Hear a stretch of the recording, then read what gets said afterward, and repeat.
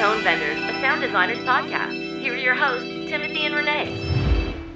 Okay, I am here in my bedroom, speaking into a pair of MXL 440 microphones.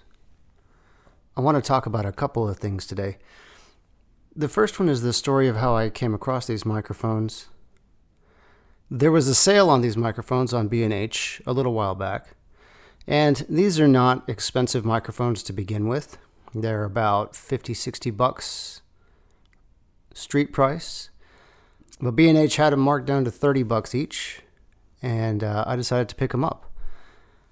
Now, the money I used to buy these microphones came from what I call my production equipment bank account. And that bank account and the thought process behind it is the first thing that I want to discuss a little bit today. Now, I'm not the first person with the idea of this, obviously, but the specific tempo and methodology I actually picked up from a blog post about real estate. And I'm not into real estate, but it just came across my radar one day. And the idea is this. You create a separate bank account in a different bank from your normal working account. And the reason you do that is so that when you siphon money off from your normal account, it feels like it just disappears. It feels like it's already spent. It's not in a place where mentally you're going to be tapping into it if you need money for incidental things. And that's very powerful psychologically. And also, I guess, financially. The other nice thing is, depending on how your personal relationships are structured, it removes the burden of justifying the expense to anyone else that may be observing or sharing an account you would use to purchase equipment with. So in my particular case, my wife and I have a joint bank account. Both of our paychecks go into that bank account. All of our bills come out of that one bank account. And so what I do is twice a month, I auto transfer $40 into my production equipment account, and I just let it accumulate. And if I have something specific that I want to buy, I can wait for the money to stack up enough to where I can go buy the thing. If I don't have something specific I'm saving up for, then what I can do is I can just kind of watch the internet and watch the world. And if a particularly high value deal comes across, I can jump on that kind of thing with no regrets and no remorse and be happy with it. And I found that works really, really well for me. So in the first case, I really had my eyes set on an Arturia Mini Brute analog synthesizer, mono synth, mostly because I need to get better personally at synthesis. And that particular tool is really interesting sounding. It's cool, it's big, it's thick, it's gritty, it's analog, it's mono, it's got patch cables. It's just a very knobby, handsy tool. And it's something that I wanted to buy and use in order to learn. And so I just let that $80 a month trickle into my production account until I had enough to go on eBay and find one. And that worked out great. I had to be patient. I had to wait several months in order to buy the thing. But I bought it. I bought it cash. And the whole process went really well. Once I had that Mini Brute in and I'm playing with it and I'm learning on it, my money's still trickling out month by month into my production account. And after a while, there's 60, 80, $100 in there. And I find myself needing certain accessories, tripods, things like that. And so I'm picking up the little parts and pieces of my kit that just kind of help make my day-to-day recording better, more ergonomic, more stable, more solid, that kind of thing. And so when B&H put these mics on sale, I had $100 in my account or something like that. So it was an easy decision to pull the trigger on that, get the couple of mics in, And at the same time, go ahead and get the modification kits in for these mics.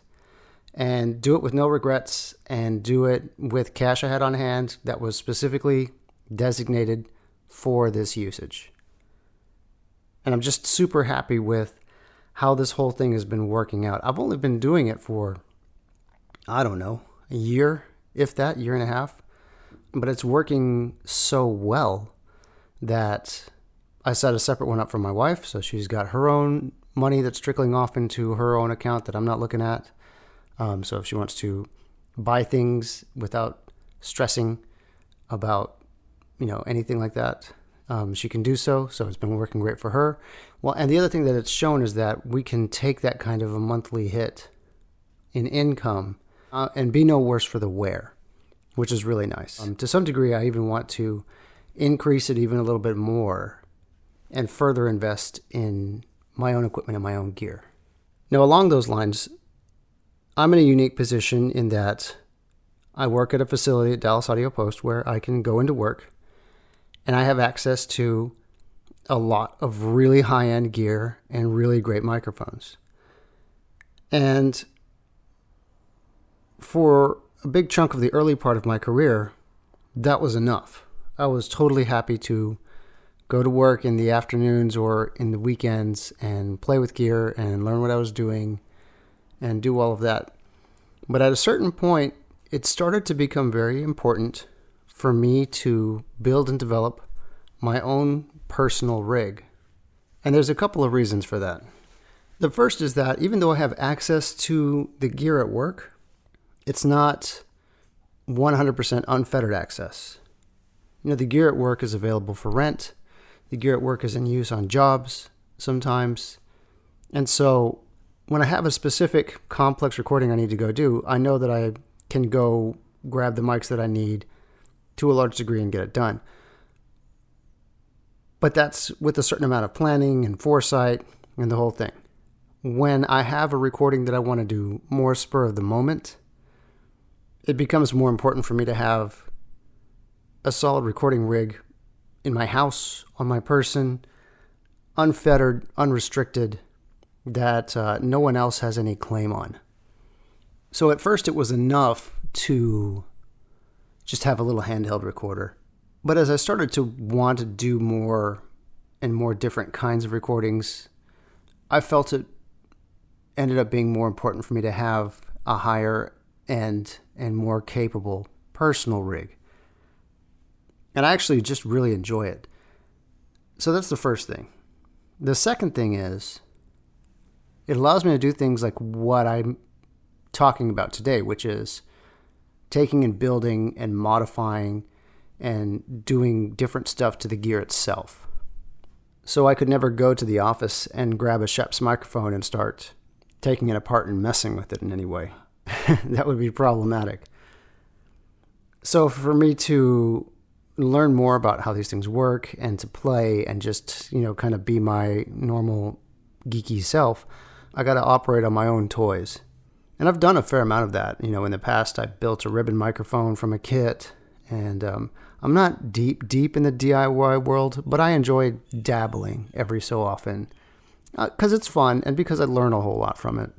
So let's talk about what we've done here. Just to reiterate, I've got a pair of MXL 440 microphones that I'm speaking into. They are standing on a tripod. They're on my Shure stereo mount with the capsules exactly right next to each other.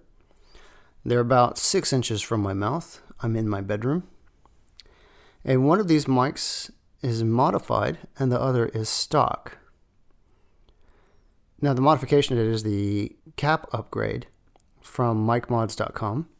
And it's literally, a $9 set of new capacitors that you chuck on the circuit board in the mic. The modification itself, while it's not technically complex, it's a little bit fiddly, and my soldering skills are moderate at best right now. So I was worried when I was halfway through the mod that I might have destroyed one of the mics because my soldering iron got a little hot and the trace actually lifted up off the circuit board as I was trying to connect one of the one of the new caps to it. Fortunately, as you can hear, the mic actually works fine, although if you were to open it up and look at it, you'd probably scold me a bit for the way that it looks. But as long as it sounds good, it is good, so I'm happy with that. So for the duration of this podcast, I want to give you a little audio cue so you can hear exactly which mic you're listening to. So when you hear this, you are listening to the stock MXL 440. And when you hear this, you are listening to the modified MXL 440. Now again, the modification is the cap mod. There are a number of other mods you can do to these mics. You can swap out the actual microphone capsules with higher end capsules, which is something I may consider, although to be fair, these mics sound nice enough right now to where I might not even go that far, because the capsules, when you swap them, cost significantly more than the mic bodies themselves. So there'd have to be a real good reason for me to crack these open again. But with that said, I may do it. Or, if something else comes on sale, I might grab another one and cap mod that guy.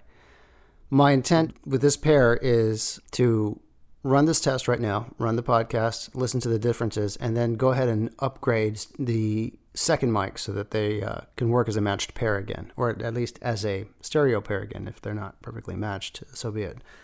But I've actually recorded the last 2 podcasts with the unmodded MXL 440, and I've been very happy with it.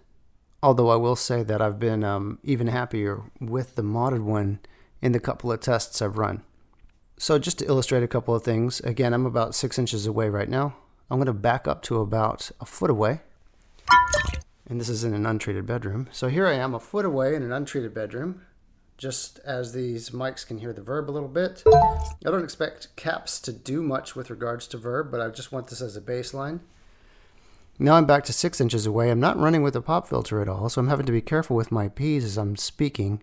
This is a typical voiceover distance for me. This is what I'm very used to. And I'm going to get a little closer. Here I am right up on top of them, about 2 or 3 inches away now. And this is where we should be able to hear the biggest difference with regards to how these mics handle proximity effect and how they handle low end and maybe even some transient response, some mouth noises which are inevitably showing up when I'm this close, and that type of thing.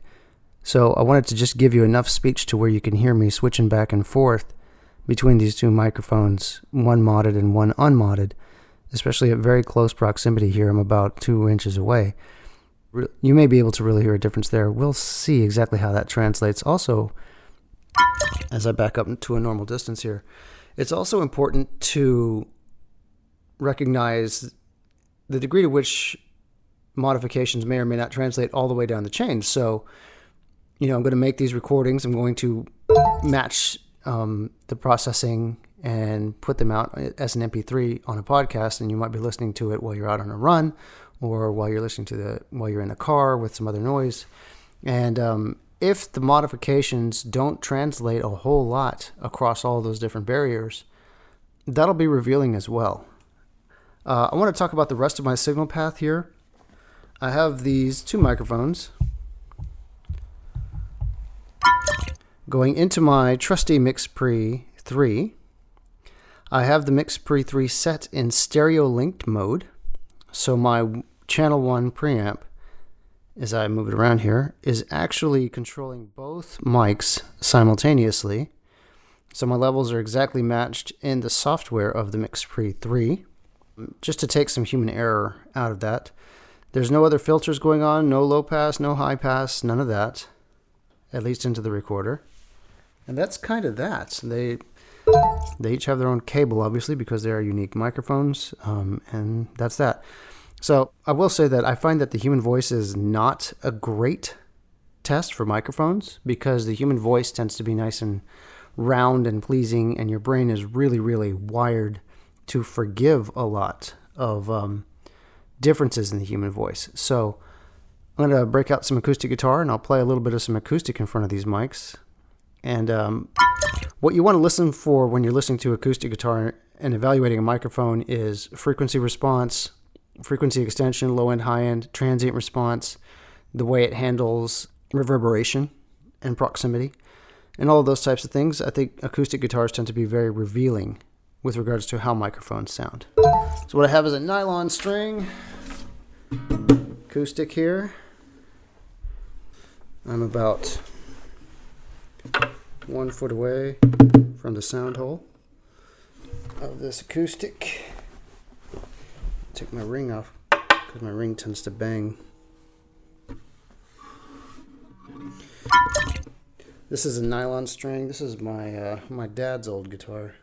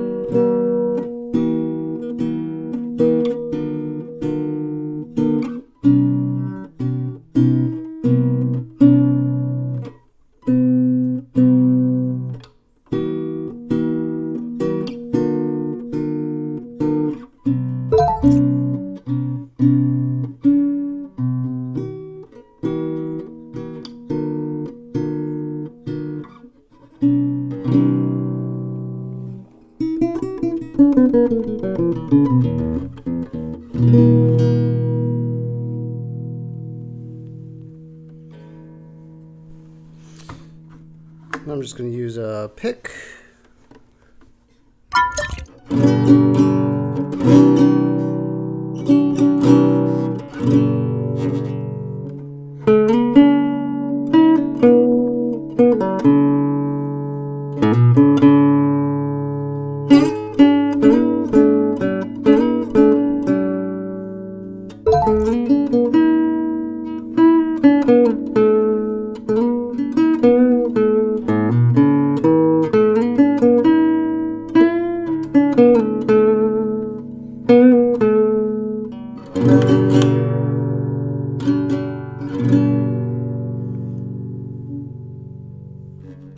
Gotta say, it sounds pretty nice, at least in my cans right now.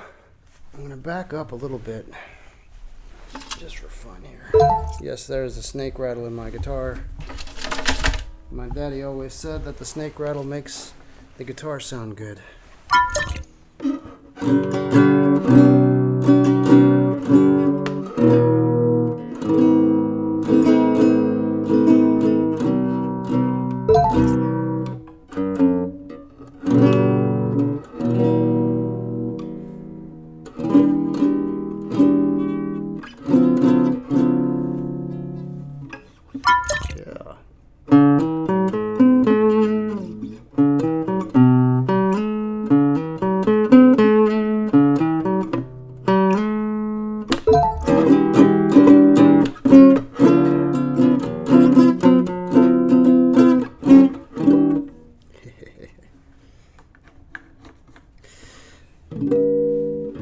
I wish I had more to play, but I only ever kind of noodle on the guitar these days. So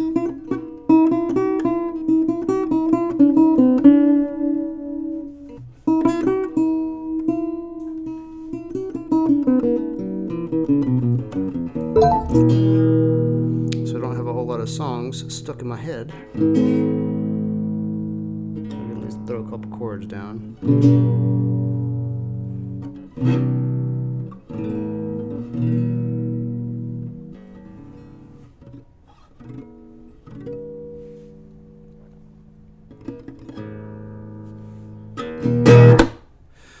So there's that test. I might see if I can find something else to do. Okay. Here's my idea for another test. Crows are out crawling. Here's my modded mic. Here's my unmodded mic. These guys are in ORTF outside. I'm going to let them both roll simultaneously for a little bit of some ambiences.